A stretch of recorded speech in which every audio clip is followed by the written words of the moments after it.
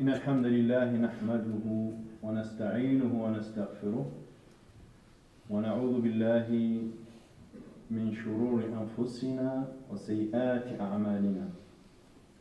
من يهد الله فهو المهتد ومن يضلل فلن تجد له وليا مرشدا. ونشهد أن لا إله إلا الله وحده لا شريك له، له الملك وله الحمد، يحيي ويميت وهو حي لا يموت، وهو على كل شيء قدير. ونشهد أن محمدا عبده ورسوله وصفيه من خلقه، أدى الأمانة وبلغ الرسالة ونصح الأمة وكشف الغمة ومحى الظلمة وجاهد في الله حق جهاده حتى أتاه اليقين. فصل اللهم وسلم وبارك على هذا النبي الكريم وعلى آله الطيبين وعلى صحابته الغر الميامين. يا أيها الناس اتقوا ربكم الذي خلقكم من نفس واحدة وخلق منها زوجها وبث منهما رجالا كثيرا ونساء، واتقوا الله الذي تساءلون به والأرحام إن الله كان عليكم رقيبا. يا ربي لك الحمد كما ينبغي لجلال وجهك وعظيم سلطانك. يا رب نعوذ بمعافاتك من عقوبتك وبرضاك من سخطك وبك منك. سبحانك لا نحصي ثناء عليك أنت كما أثنيت على نفسك. أما بعد، أخواتي إخواني، تقبل الله منا ومنكم وغفر الله لنا ولكم، وجعلنا الله تعالى من عواده سنين والسنين لا مبدلين ولا مغيرين حتى نلقى الله تعالى على ذلك.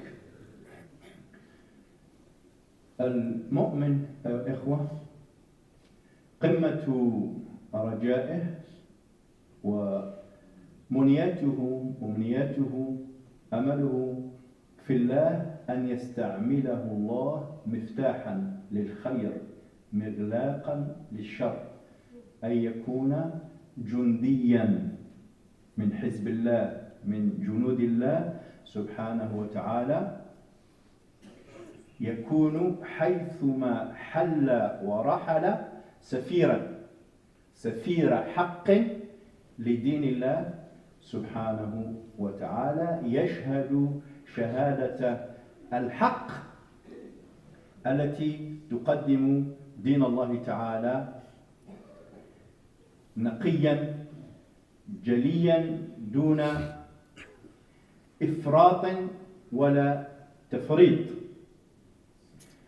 وفي عمله هذا لا يمن على الله، هو رجاؤه أن يكون عاملا عند الله، فإذا استعمله الله تعالى في مشروعه في إحقاق الحق وإبطال الباطل ونشر نوره سبحانه وتعالى رغم كيد الكائنين، إذا اختارك الله سبحانه وتعالى يا أختي يا أخي، فهذا من من الله علينا،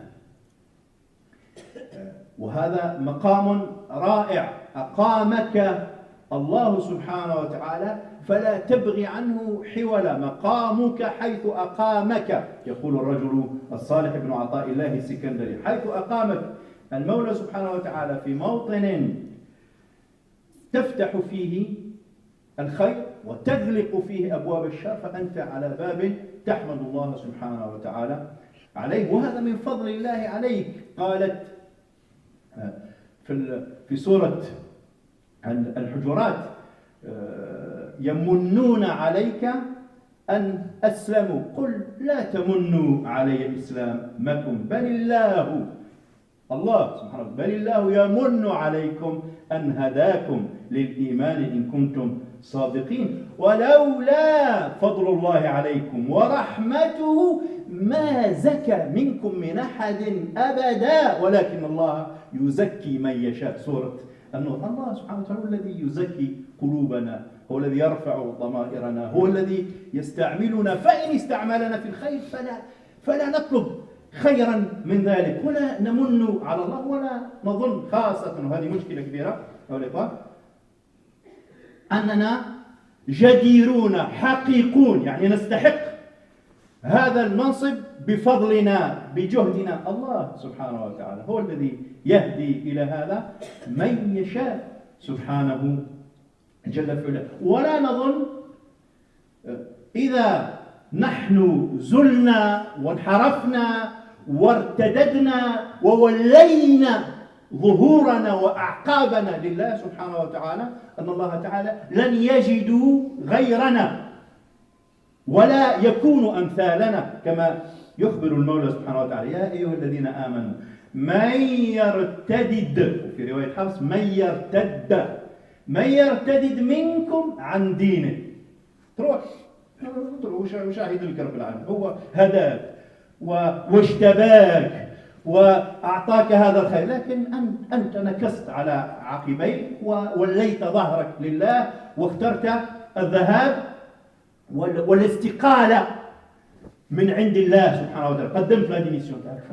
فماذا عساه سبحانه وتعالى أن يفعل لك سوى أن يبدل بك، الباء تسبق المتروك، أن يبدل بك غيرك، فلا يكون هؤلاء مثلك في التقاعس وفي الكسل وفي الارتداد. يا أيها الذين آمنوا من يرتدد منكم عن دينه فسوف يأتي الله بقوم nul n'est irremplaçable، فسوف يأتي الله بقوم يحبهم. هذه المواصفات هي مش مسألة نسب وحسب، ولو كان أبوك نبيا، فإذا أنت لم تجتهد فالمسألة ما هيش بالوراثة، أنت ترث من أبيك النبي، ولا نبوة بعد النبي صلى الله عليه وسلم، مثال فقط. فإذا أنت لم تحافظ على هذا الكنز، على هذا الخير، الله تعالى ينزعه منك ويعطيه غيرك، هذه مفروغ منها.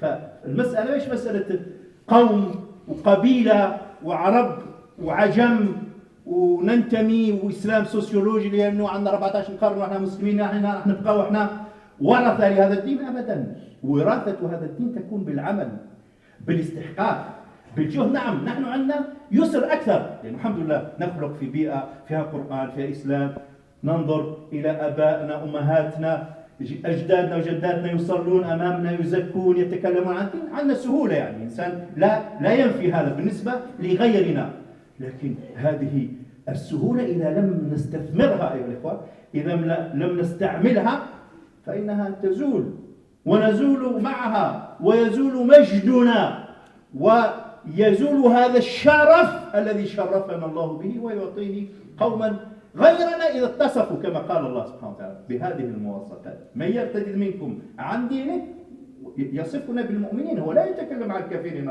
يا أيها الذين آمنوا من يرتد منكم عن دينه فسوف يأتي الله بقوم يحبهم ويحبونه، أذلة على المؤمنين أعزة على الكافرين، يجاهدون في سبيل الله ولا يخافون لومة لائم، ذلك فضل الله يؤتيه من يشاء والله ذو الفضل العظيم. إذا استعملنا الله سبحانه وتعالى في ثغرة أيها الإخوة فلنعض عليها بالنواجذ، لا نترك، نحمد رب العالمين، نشكره على نعمه، نستزيده من فضله، ولا نمن على ربنا سبحانه وتعالى، ونحاول أن نتصف بهذه المواصفات حتى نستحق الاستمرار في هذه الشركة الربانية. نعمل عند الله سبحانه وتعالى في بث الخير ومحاصرة الشر، في الأمر بالمعروف والنهي عن المنكر، في التعاون على البر والتقوى، والابتعاد والانتهاء عن الفحشاء والمنكر. عائشة رضي الله تعالى عنها لما جاءها من يسألها عن قوله تعالى: الذين يؤتون ما أتوا وقلوبهم وجلة أنهم إلى ربهم راجعون. يا عائشة، هؤلاء الذين يؤتون ما أتوا هل يقارفون المعاصي يلقون الله وهم خائفون؟ قالت لا، أنتم تخطئون.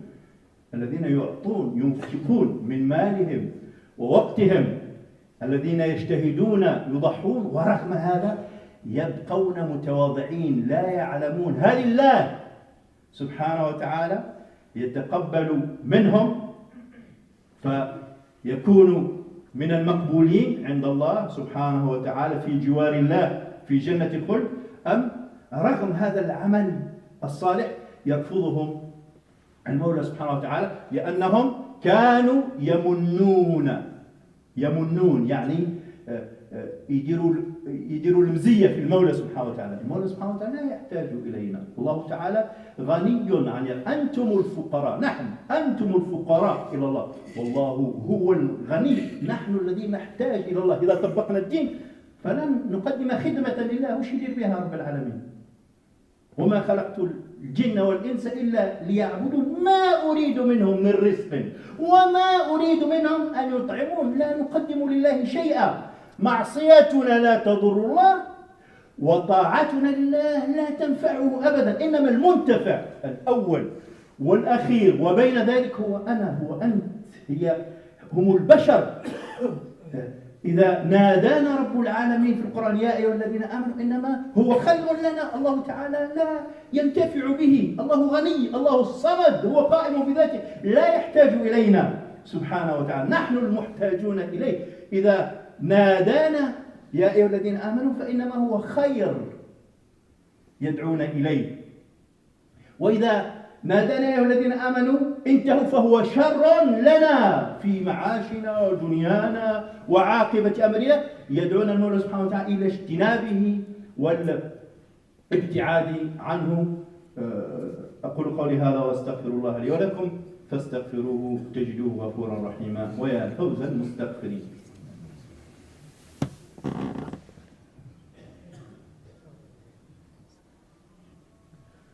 اللهم إنك عفو كريم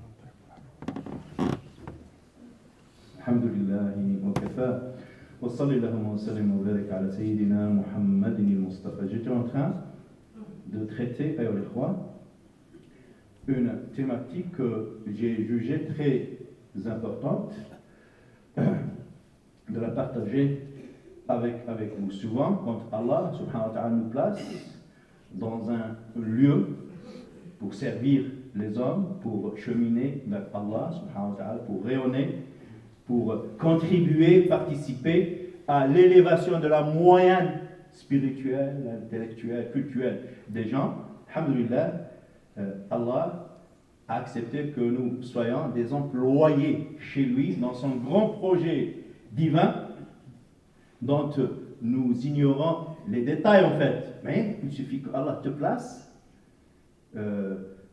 à un lieu et que tu juges que tu es en train d'ouvrir des portes, des horizons, de servir à quelque chose et en même temps de fermer toutes les brèches de char, du mal, de l'injustice.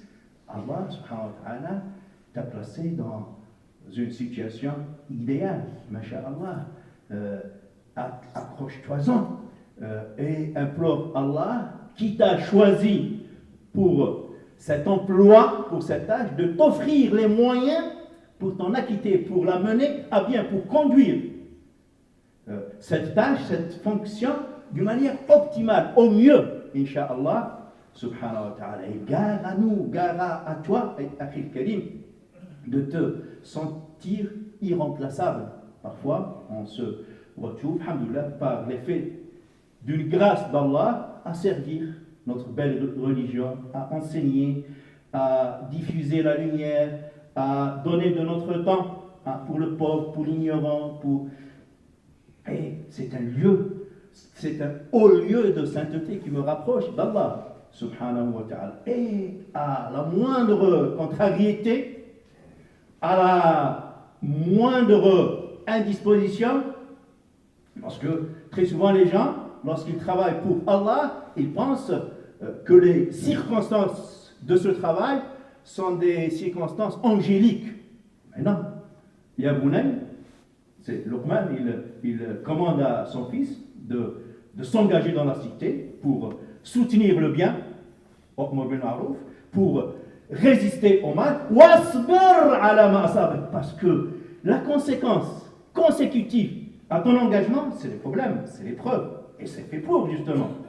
Et c'est justement le fait de faire face à cette épreuve, de ne pas oublier Allah, de se dire que c'est Allah qui, suite à mon engagement, il m'a éprouvé pour me sélectionner, pour faire de moi son élite, n'est-ce pas? Sa garde rapprochée, Allah, sa cour rapprochée, subhanahu wa ta'ala. Si on perd de vue ça, bien sûr, si on pense que moi, je fais un geste pour Allah, et Allah est tenu juste après me donner de la facilité, de la couler en douce, c'est pas vrai. On n'est plus dans la dunya, on est dans le Jannah. Ça, c'est dans le Jannah, Inch'Allah. Mais sache que Allah, il te donnera une récompense. C'est cette saveur, c'est ce goût que tu trouveras systématiquement quand tu fournis l'effort. Quand tu fais l'ibadah, l'effort pour Allah, le jeûne, ou l'effort pour Allah aussi pour servir tes semblables, les gens, aussi, on remarque qu'après l'effort, on déguste, on savoure ce moment de paradis, cette douceur. Et ça, c'est un effet qui ne manque pas. Il se peut aussi qu'il manque au rendez-vous, mais Allah, il te le retient. On épargne quelque part et il te le donnera au moment voulu. Mais ne précipite pas l'échéance. Les maîtres, les grands maîtres spirituels, ils parlaient de al-awrad et al-walidat. Donc, l'awrad, c'est ce que nous faisons pour Allah et pour les créatures d'Allah. Et l'waridat, c'est tout ce que Allah nous donne comme saveur, comme baraka, comme ouverture en guise de récompense. N'est-ce pas? Toi, tu fais l'effort et laisse à Allah de décider de la quantité, de la qualité, du timing, du moment, de l'envoi de cette affluence, de cette baraka. Toi, tu te sacrifies pour les autres, mais sache, et ça, uqsimu billah, par expérience, sache que Allah, toi qui te sacrifies pour les enfants des autres, sache, ça c'est une certitude. Sache que Allah, il prend tes enfants et il les met, Inch'Allah, dans une bulle protectrice. Il t'aide. Il te fait des économies en temps, Allah subhanahu wa ta'ala. Si tu étais égoïste et si tu t'étais dit, moi je vais prendre mes enfants, ma famille, les sauver et après moi le déluge, tu fourniras 1000 fois l'effort, en quantité, en qualité, et Allahu a'lam du résultat. Mais, lorsque tu le fais d'une manière collective, pour réussir toi, mais tes frères et sœurs aussi, tu penses collectivement, on le voit, pourquoi je le dis, on voit un certain nombre de frères, dès qu'il passe de l'autre côté, il devient fonctionnaire, machin, il oublie d'où il vient, et il casse l'ascenseur.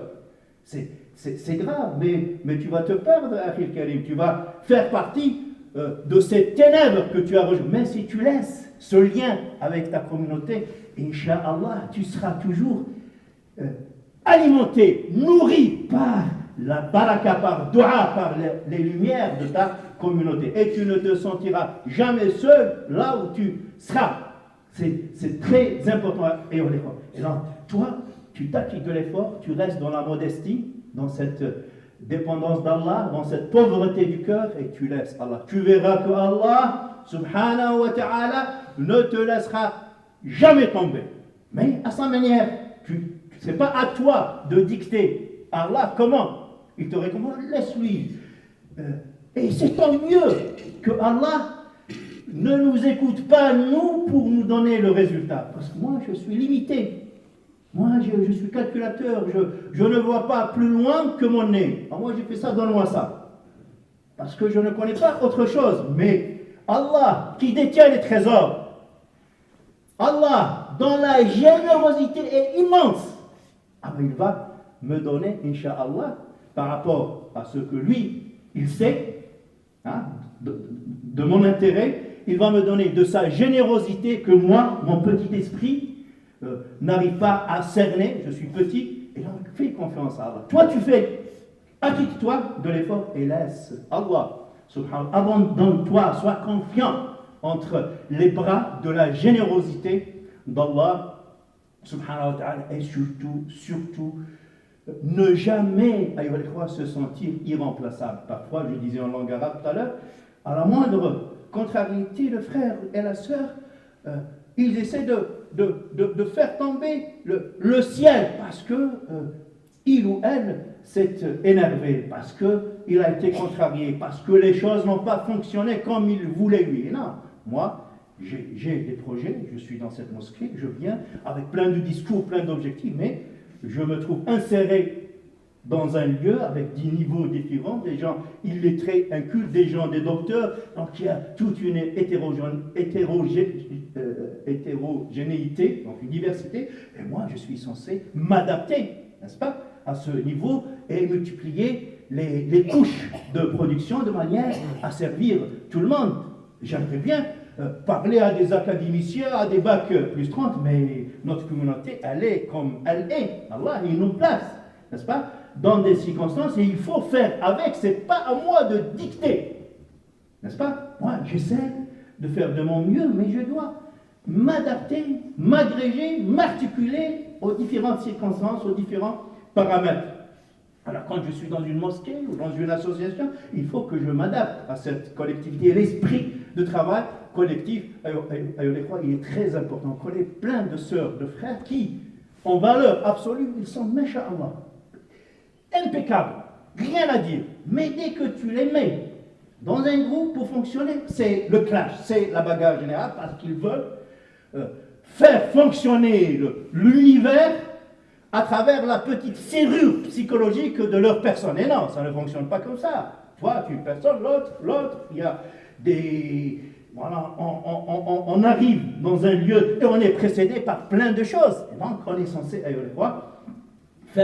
faire avec et de ne pas baisser les bras. Et si on le fait, salam alaikum, on prend congé, on se ressource, n'est-ce pas? On respire un peu, mais jamais se sentir irremplaçable. Personne n'est irremplaçable, même le prophète Mohammed alayhi salatu wassalam. وَمَا مُحَمَّدٌ إِلَّا رَسُولٌ قَدْ خَلَتْ مِنْ قَبْلِهِ الرُّسُلُ أَفَإِنْ مَاتَ أَوْ قُتِلَ انقلبتم على أعقابكم ومن ينقلب على عقبيه فلن يضر الله شيئا وسيجزي الله الشاكرين. Et Mohammed, subhanallah, c'est le dépositaire de Risala, alayhi salatu wassalam, bi'abi huwa wa ummi wa nas ajma'in, alayhi salatu wassalam. Mais Allah il nous dit qu'il n'est pas irremplaçable. Voulez-vous, une fois décédé le prophète, alayhi salatu wassalam, mort, montrer vos talents à Allah, subhanahu wa ta'ala, on n'agit pas comme ça. En islam, on n'a pas le culte de la personne et on est une umma de valeurs musulmane, pas Mohammed. Dans les livres des chrétiens du Moyen-Orient, ils nous appelaient les Mahométans par rapport à Mohammed. Non, ce n'est pas notre nom. Huwa sammakumul muslimin. Notre nom, il est lié à une valeur, pas à une personne.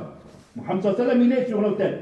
Mais notre appartenance n'est pas à Mohammed, elle est à Allah subhanahu wa ta'ala. نحن نسلم وجوهنا لله معنا رسول الله صلى الله عليه وسلم هو قائدنا وراء لكن كلنا نسجد لله سبحانه وتعالى رب محمد صلى الله عليه وسلم وربنا كما قالت ملكة سبأ في لحظة الأولى تاع توبتها تقول أسلمت رغم أنها شافت الشهوة شافت هذا القصر الممرد من قوارير شيء غريب جدا ربما نحكيه في يوم من الأيام. فلما دخلت كشفت عن ساقيها فيقول لها سليمان لا تخافي إنه ممرد من قوارير. وبعد يوم تقول في النهاية أسلمت مع مش لسليمان أسلم لسليمان لأنه هذا التحفة هذه وهذا العظمة وهذا الإعجاز ليس من فضل سليمان، هذا من فضل الله على سليمان. فهمت في البداية في أول توبتها أسلمت مع مش لي مع سليمان لله رب العالمين. Je m'incline, je m'abandonne avec je m'abandonne pas à Sulayman. Je ne m'incline pas à Sulayman. Avec Sulayman, N'est-ce pas? Oui, c'est mon chef, c'est mon guide spirituel, c'est mon instructeur, c'est l'ouverture par laquelle j'ai découvert Allah. Masha'Allah, je ne le nie pas. Elle dit, mais avec lui, on se prosterne à Allah, subhanahu wa ta'ala. Et je termine par ça, à Aïcha, quelques compagnons du prophète sallallahu étaient venus lui poser la question au sujet de ce verset. Ceux qui donnent ce qu'ils donnent généreusement, si je traduis comme ça, l'interprétation sera facile. Je vais changer l'interprétation. Ceux qui font ce qu'ils font, et ils ont les cœurs pincés, craintifs de la rencontre ultime avec Allah subhanahu wa ta'ala. Ils font ce qu'ils font, mais leur cœur, ils sont comme pris entre les griffes d'un aigle, n'est-ce pas, à paniquer, à avoir peur.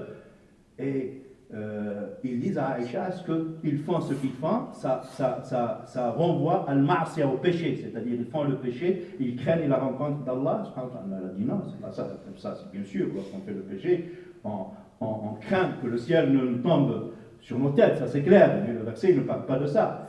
Le verset il parle de ceux qui s'acquittent, qui donnent, qui sont dans l'effort, qui sont généreux, qui déclenchent des dynamiques spirituelles extraordinaires, mais ils restent dans la peur, dans la crainte que cette action n'a pas été faite pour Allah. Et donc, elle leur sera rejetée sur leur visage, comme dit Al-Qur'an al-Karim, Ya ayyuhalladhina amanu, la tubtilu sadaqatikum bil manni wal adha. Oh, vous croyants, n'invalidez pas, ne détruisez pas vos belles actions avec les remontrances. Ah, j'ai fait et j'ai fait. Jamais il faut faire ça. Tu fais quelque chose, reste modeste, implore Allah. Et désolé, je suis obligé de rajouter ça parce que le Coran, justement dans ce passage de la Sourate al-Baqarah, il parle de l'ikhlas et il nous dit, subhanallah, que l'ikhlas n'est pas suffisant. مثل الذين ينفقون أموالهم في سبيل الله كمثل حبة أنبتت 7 سنابل في كل سنبلة 100 حبة والله يضاعف لمن يشاء والله واسع عليم. Ceux qui dépensent leur argent pour Allah, donc ils sont sincères, c'est clair le verset, sont à l'image d'une graine qui va donner lieu à cet épi. Chaque épi contient 100 autres graines, etc. Et Allah, il multiplie par le coefficient de multiplication qu'il veut, par rapport à sa générosité infinie, subhanahu wa ta'ala. Mais il nous dit après, alladhina yunfiquna amwalahum fi sabilillah. Donc ils certifient, ils l'ont fait, ils étaient sincères pour Allah. Thumma la yutbi. Il reste une autre condition. On n'est pas sorti d'affaires, c'est pas gagné d'avance, on est sincère, mais il reste une autre condition.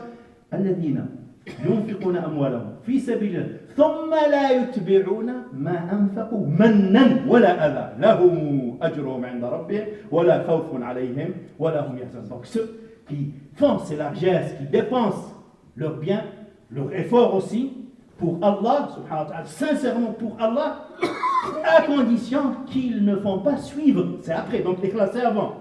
Mais ce défaut, il vient souvent après. Tu donnes, après tu fais rappeler à la personne, oh, c'est moi qui t'ai donné. S'il n'y avait pas moi, tu ne serais jamais sorti de cette misère. C'est problématique. Tu as multiplié par 0, tu as détruit tout ce que tu as fait. Non, tu restes dans la discrétion. Tu as fait quelque chose, tu le laisses pour Allah. Pourquoi tu rabaisses la personne? En fait, la personne qui tend sa main, elle prend ton argent pour l'acheminer vers Allah, subhanahu wa ta'ala. Oui, elle en tire profit, mais c'est surtout toi. Et c'est pour ça que les anciens et les rois, quand un pauvre venait vers eux, ils lui disaient Marhaban, marhaban, billadhi yasuqu ajri ila Allah. Bienvenue, bienvenue au transporteur qui va acheminer mes hasanat vers Allah. Il ne voit pas que le fait de donner de l'argent, c'est une diminution de son compte. Non, il ne voit pas comme ça. Non, il voit l'autre moitié du verre, la moitié pleine du verre, pas la moitié vide. Bienvenue, bienvenue à celui ou à celle qui va prendre mes hasanat et les acheminer vers Allah. Quelle bienveillance, quelle bienveillance. Nas'alullah ta'ala al-tawfiq wa al-sadad. نسأله تعالى أن يستعملنا في الخير أن يجعلنا مفاتيح خير مغاليق شر بإذن الله تعالى. نسأله تعالى أن يجعل قلوبنا مطبوعة مخبتة خاشعة ذليلة لله سبحانه وتعالى. نسألك اللهم أن تكفينا بحلالك عن حرامك وأن تغنينا بفضلك العظيم. اللهم إنا نعوذ بك من علوم لا تنفع ومن قلوب لا تخشع ومن عيون لا تدمع ومن أدعية لا تسمع. نعوذ بك اللهم من العجز ومن الكسل ومن الجبن ومن البخل. Allah, mets-nous à l'abri de l'incapacité, de l'inefficacité et de la paresse, la fainéantise. نعوذ بك اللهم من البخل. Donc, mets-nous à l'abri de la cupidité, d'être trop près de nos portefeuilles. Déconnecte nos cœurs de cette dunya. Mets la dunya dans nos poches. On la veut, mais jamais dans nos cœurs. On veut que nos cœurs, Allah, te soit dédié à toi, le siège de l'amour, de ton amour. Allah, subhanahu wa ta'ala. Na'udhu bika Allahumma min al-jahli wa min al-wahmi ومن الخرف ومن الفند ومن أن نرد إلى أرذل العمر. ربنا هب لنا من أزواجنا وذرياتنا قرة أعين واجعلنا اللهم للمتقين إماما. Allah, accorde-nous époux, épouses, enfants qui constituent la fraîcheur de nos yeux, la satisfaction de nos cœurs, et fais de nous tous les meilleurs exemples et modèle à suivre pour que nous soyons les meilleurs ambassadeurs de ta belle religion, Allah subhanahu wa ta'ala. ربنا حبب إلينا الإيمان وزينه في قلوبنا وكره إلينا الكفر والفسوق والعصيان واجعلنا اللهم من الراشدين. Allah, embellis nos cœurs par la douce foi, la douce confiance en toi, subhanahu wa ta'ala. Rends exécrable à nos cœurs turpitude, mécréance, corruption, injustice par l'effet de ta grâce, Allah, subhanahu wa ta'ala, grâce immense, infinie.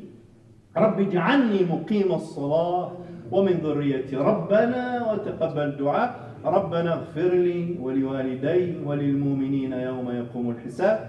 اللهم إنا عبادك أبناء وعبادك أبناء إمائك نواصينا بيدك ماض فينا حكمك عدل فينا قضاؤك. نسألك اللهم بكل اسم هو لك سميت به نفسك أو أنزلته في كتابك أو علمته أحدا من خلقك أو استأثرت به في علم الغيب عندك أن تجعل القرآن الكريم العظيم المبارك ربيع قلوبنا ونور أبصارنا وبصائرنا وجلاء أحزاننا وذهاب همومنا وغمومنا برحمتك يا أرحم الراحمين. إن الله يأمر بالعدل والإحسان وإيتاء ذي القربى وينهى عن الفحشاء والمنكر والبغي يعظكم لعلكم تذكرون. فاذكروا الله يذكركم واشكروه يزدكم واستغفروه يغفر لكم ويا فوز المستغفرين. وأقم الصلاة.